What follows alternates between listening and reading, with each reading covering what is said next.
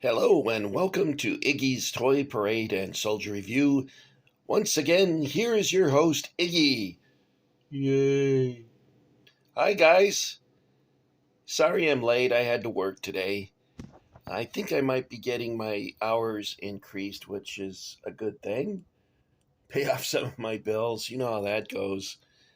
I'm also going to change gears a little bit tonight and show you something slightly different than what you've been seeing the past week. And this is British World War II 8th Army figures. And these are done by Airfix, but not really. So, what do I mean by that? Not really. Yes, Iggy, what do you mean by that? Well, these are what everyone refers to as Hong Kong knockoffs. They're Airfix figures that have been copied and produced in Hong Kong. But what I like about these is they actually say on the bottom that they're from Hong Kong. Can you see it? I can't actually see it. Let me see. Get to center of the light.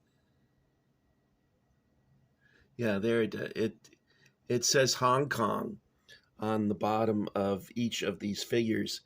And I found that to be quite helpful. This, I bought a bucket of soldiers, and all these wonderful Airfix 8th Army figures were in that bucket set, and I got it for really cheap. But look at these figures. I love them. I've showed you my original Airfix figures in a video some time ago. I have Matchbox 8th Army and also these Airfix figures, and I compared the two. But I really like the air. That's all, folks. There I go again. The helmets on these, the Brody helmet. I think in 1944 they started to replace the Brody helmet with the turtle helmet. And they kept the turtle helmet for a long time after World War II. I think it's been replaced again. Was it the Falkland War when they replaced it, or after that? Some of those Empire guys out there would probably know the answer to that.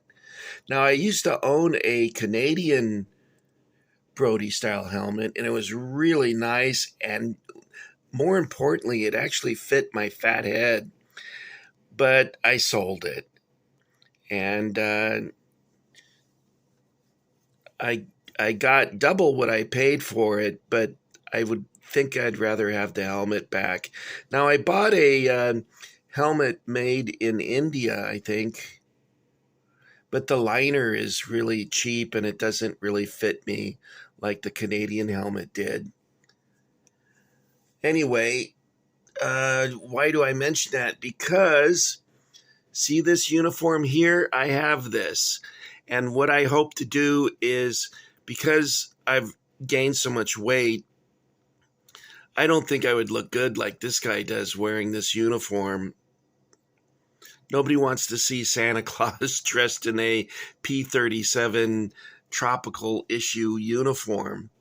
So what I plan to do is put it on a mannequin, and I have the rifle, the bayonet, the web gear, everything you see there. And then, of course, I have the pack.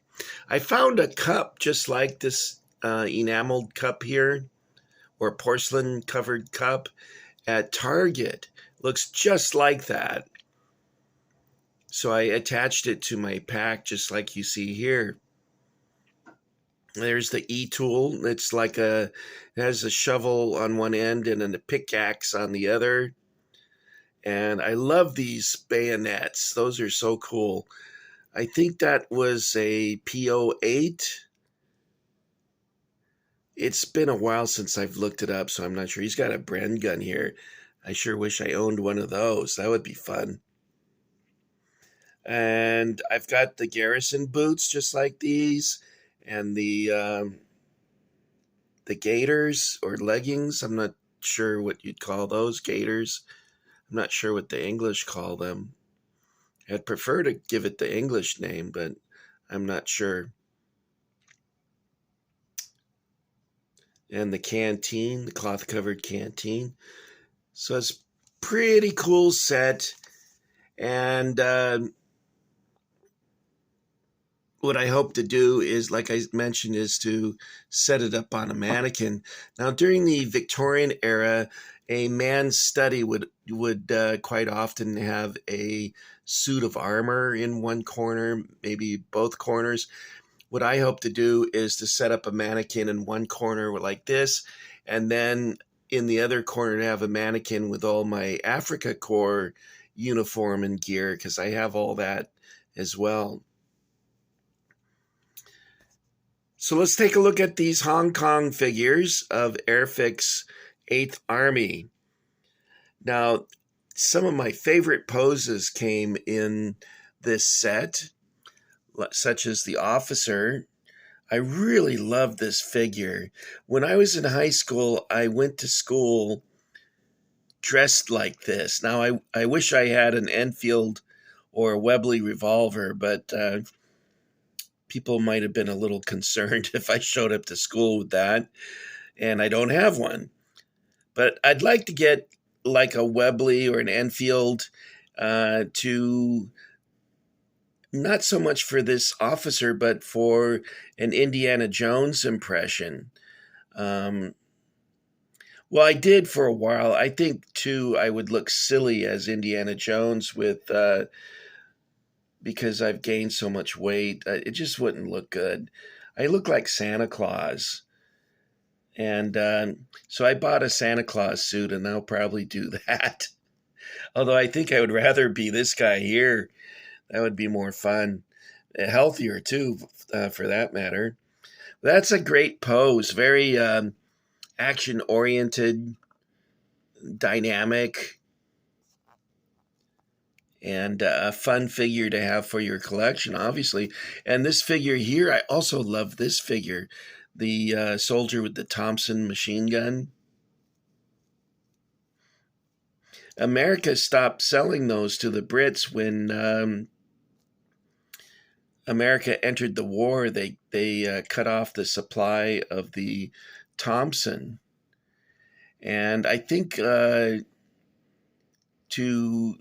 cover for that fact, they started developing the Sten gun. I think that's the story behind the Sten gun, and the Germans wanted to produce a Sten gun because they thought that it was inexpensive to manufacture, and it was a close range weapon that was effective, and so they considered making those.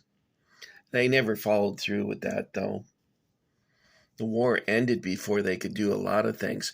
You know that if the war had lasted another year, the helmet that you see the East Germans wearing, the Germans were going to adopt that as their new helmet. And the East German helmet was okay, but I prefer the Wehrmacht here helmet, or Stahlhelm. I think most of us like that better than the East German one. Some of these figures, they might look familiar to you, such as, where did I put them? This running figure here. You might feel like, gee, I've seen that somewhere before. And also this guy here. And I'll try and find a photograph that illustrates what I'm saying, why you feel like you've seen it before. There they are together, by the way. So let's take a look. All these poses I really like. It's one of, I think, Airfix's best sets. You know, there is a set that I was disappointed with, was the Imperial Japanese. I just didn't feel like they did was up to Airfix's standards. Their But these, I think, really show why Airfix is so popular and continues to be popular with collectors. They're just a really cool figure. So let's take a look at what I mean by this guy here. Hopefully I can find the picture without here I found it right away. There he is. Check him out. Now, I've seen this officer before. This is not the officer, but I'm pretty sure I've seen a photograph with this guy. I thumbed through this book and I didn't see him. But there is a picture of this guy running. And you know that Iggy has complained about running figures where their leg is. This I feel is more natural, and so the sculptor made all of his figures look natural. I think whoever sculpted this group did a wonderful job. I give all this an A plus. There is a figure that's missing from this lineup, and that's the Bren Gunner. And he's lying down on his stomach and has his legs crossed in the back, as you would expect when someone's lying down in a prone position. Okay, is that him? No, that's not him.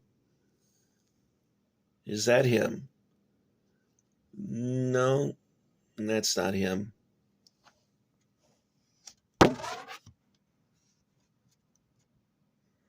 That's not the officer, but it's getting closer now. Looks like him. Here we go. Is this it? Is this it? No, I don't think that's it either. There, found him. Nope, that's not him either. Oh gosh, guys. I marked the page and after all that, I can't find him now. But I don't want to occupy your time fumbling around looking for it. Let's set these figures back up. I knocked them over with the book. Now, there is a book that I'm going to show you that has nothing to do with this. Maybe generally speaking, it might be related somehow.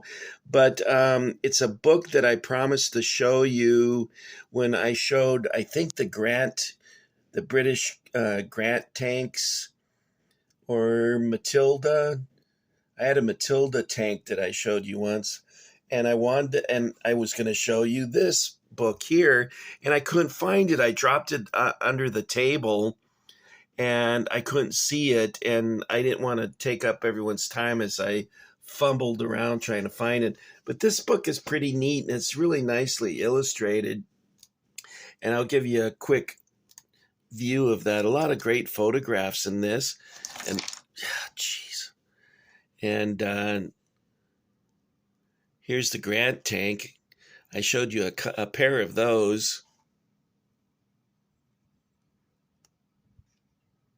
But what I wanted to show you was the identification, vehicle recognition, because there's a famous photograph that I showed you that showed British soldiers running up onto a tank, a German tank, and there's a German with his hands up in the air, and on the side of the tank is this. So you know that was a posed propaganda photograph. And I didn't realize that for years until I noticed this identification marker on the side of the tank. Both sides used each other's equipment, so that wasn't unusual. The Germans didn't have a lot of trucks, so when they captured them, they found those to be very helpful and useful to them. They would lose a lot of equipment in the passage from Italy or Sicily to Africa. The RAF and the Royal Navy would sink them.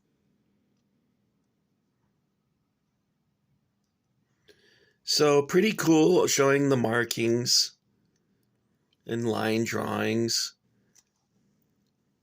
I don't know if this book is still in print though, so that's you might be able to get a used one somewhere. I have a G.I. Joe Jeep like this, although on mine the windshield in the front has been removed. And in this one, I think it's just tied down. And the G.I. Joe one I have has a machine gun mounted on the passenger side, and the windshield's been removed. I'll see if I can find that Jeep in my next visit to storage. Okay, guys, I'm sorry that I couldn't find the photograph. Look at all the mess I made. How did I do that? But these Hong Kong figures, you guys might still be able to get a hold of them, and they're really cool. And look how many you get. I mean, this is quite a collection here, and they work nicely with my original Airfix figures. Now, the funny part is the color is probably closer to the uniforms the Germans wore in Africa, which the Germans called a reed green.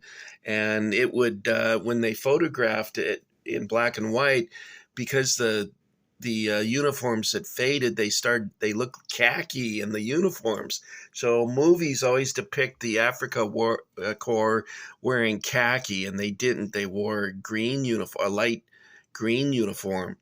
Only the Air Force and the Navy, the Kriegsmarine und der Luftwaffe, had khaki uniforms. Okay, did I just snort? I have sleep apnea, so I'm always making weird noises with my breathing. Okay, guys, that's it. I want to thank you for getting Iggy with it. It's time to enlist in the Iggy Army if you haven't done it so already. And I really appreciate you guys that have recently signed up. I did lose some of you. Iggy, some of you can take them or leave them.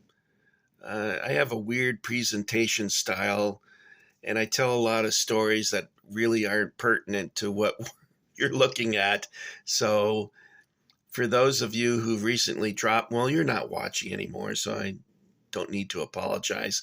To the rest of you who've stuck by me, I appreciate your loyalty, and you guys are like my friends, and that's why I feel at ease and comfortable talking to you about different stuff. So thanks for coming along. And I guess because we're looking at this would say, hello, mate. Cheers. That was awful. You know what? Americans do the worst British accent, but Brits can do American accents. There's a lot of actors that people think are American, and then when they hear them speaking English, they look at them like, what? What's the name of the actor who played Batman? Gosh, there's so many of them that played Batman, isn't there? Oh, I can't think of his name. He's been an actor for a long time. He was in a movie called Newsies, and he did singing and dancing, and I think it was a Disney movie. And he was in Swing Kids when he was younger, which was a pretty cool movie.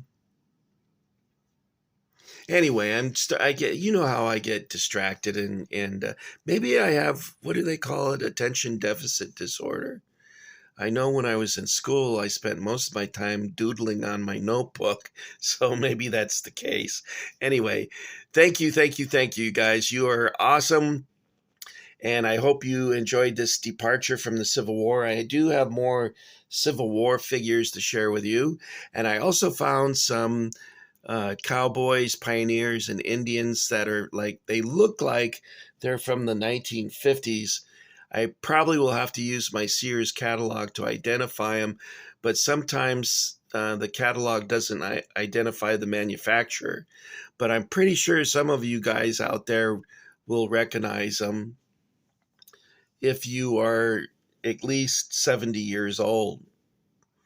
So I hope there's a couple of you out there who can help Iggy identify them. Okay, guys, that's it. Should I say goodbye real quickly? Yes, goodbye.